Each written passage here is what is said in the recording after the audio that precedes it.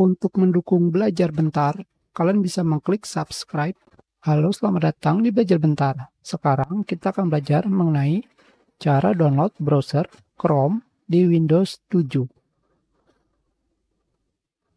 Jika kalian masih menggunakan Windows 7 dan hanya terdapat Internet Explorer, kalian bisa tetap menggunakannya untuk berganti browser.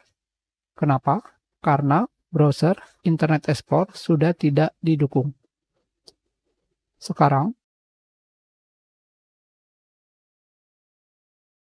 kalian bisa ketikkan Chrome download, langsung pergi ke websitenya. Di sini, kalian bisa langsung mengklik download Chrome. Kalian juga bisa tidak memilih mensetel Google Chrome sebagai browser default saya dan bantu Google Chrome menjadi lebih baik dengan otomatis mengirimkan statistik penggunaan dan laporan kerusakan ke Google. Kalian bisa tidak memilihnya. Kalian pilih download Chrome,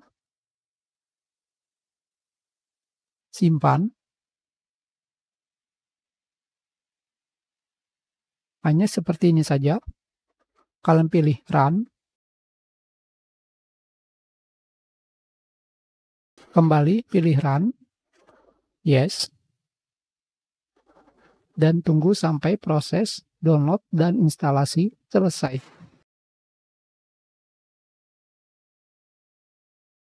Hanya seperti ini saja, kalian sudah selesai mendownload dan menginstal Google Chrome.